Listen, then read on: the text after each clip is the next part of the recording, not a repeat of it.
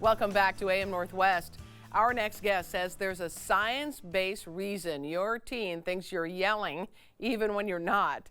Here to share helpful insights, we welcome back the author of Staying Connected with Your Teen, family therapist Yshai Boussi. Great to see you again.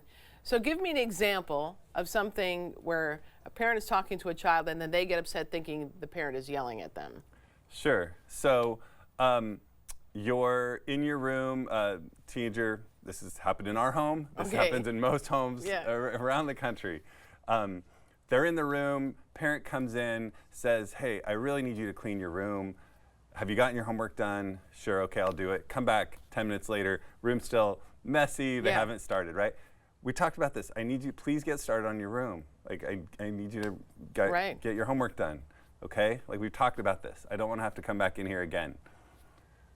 Come back in, or later, then the kid yells, what are you, would you leave me alone? I said I'll get to it. Yeah. Right? Oh. Talk about it later. And we gotta talk about what happened. Like you really flew up and got really angry and I'm trying to talk to you about this, blah, blah, blah. Teen says, well, I don't like it when you yell at me. And in that case, now sometimes we yell as parents, right? So we gotta acknowledge that, but we'll put that aside.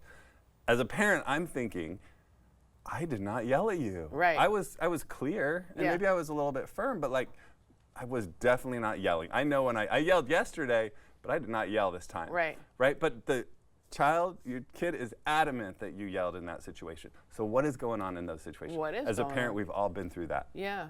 Right. So the science aspect is we have our autonomic nervous system that's connected to our brain. So there's our brain stem and there's our spinal cord, and it wraps around our spinal cord. So this nervous system that we have, it's connected to all our vital organs, and it's got all these different branches.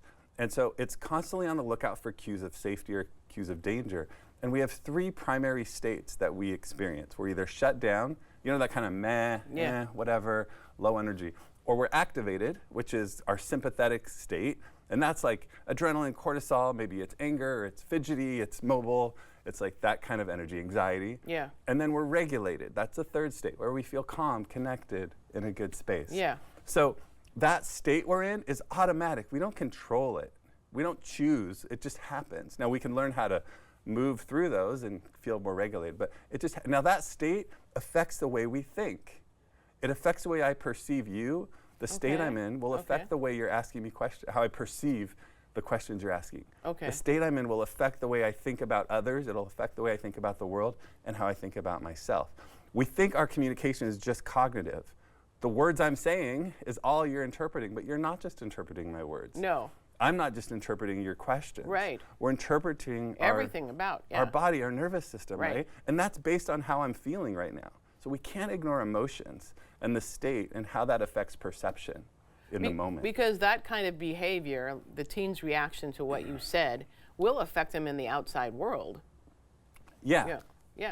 Their perception absolutely affects how they interpret teachers, how they interpret friends, how they interpret a boss at work. Right. Right? It could be good, it could be positive. When we're in a regulated state, we give people the benefit of the doubt.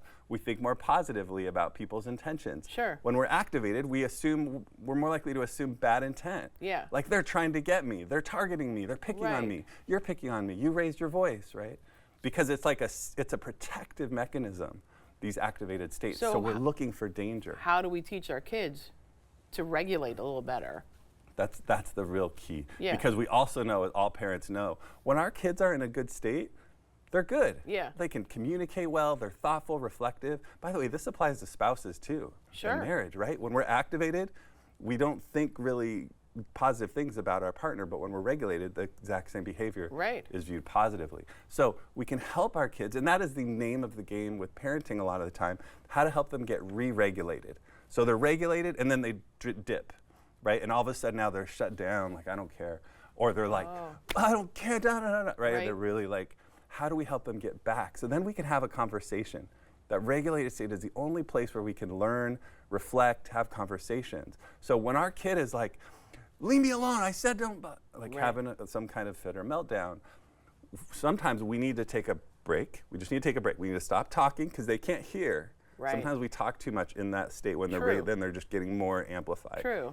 We need to check our own state too, because the nervous system is actually relational.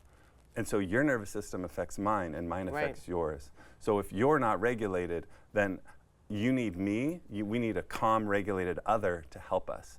I think that's what you do really well, and your job is you help people feel regulated. That's what my job is too as a therapist. Right. Our nervous system, not just our words and the questions we ask, but our presence. So is it by example then? Is it when you talk to your kids? That's a huge part. Yeah, no, go ahead. Yeah, being by example, so modeling that. Now we're human, so we're not always going to have it in our families. Yeah. That's why we need a break sometimes, and we need to take some time. But we also need to help our kids develop skills that help them get better at regulation. Some science-based things we know: music, listening or playing, art, nature, movement, getting enough sleep. All these things support regulation. Right. The absence of these things increase more activated energy. It makes them more likely to be kind of that shut down, maybe a little depressed, Right. or anxious. And that affects how they perceive everything. So that's why it's really hard to get through as a parent sometimes when we're being calm, we're using all the communication skills, and it's not landing. Right. It's not necessarily that we're doing something wrong. So you're saying something else is going on with them. Something else is going on. Yeah. We need to kind of not just think they're not intentionally trying to blow us off. They're not lying to you. They're not yeah, lying. They believe you are yelling. That's actually how they experience that event. Yeah. And so telling them that's not true isn't going to get anywhere. We need to focus on, okay, what's going on for you that you're really feeling, have this perception of me that is like, I always lie to you, and you're calling me a liar when really I had to change plans at the last minute because I didn't mean to, and so I thought we were going to be able to go to this and we can't. You're calling me, and they're like, you're a liar. When really it's like, it's not, I'm not, but that's how they're thinking because they're angry, they're upset. There's other stuff going on that's affecting some of these negative perceptions that they have. Wow, that's incredible. That's really something. And it makes a lot of sense. And you're right, it happens with spouses too. Absolutely. Yeah. This happens in our adult relationships as well. Yshai, thank you so much. Great to be here. We want to tell everyone the book again is titled Staying Connected with Your Teen, Yshai Boussi.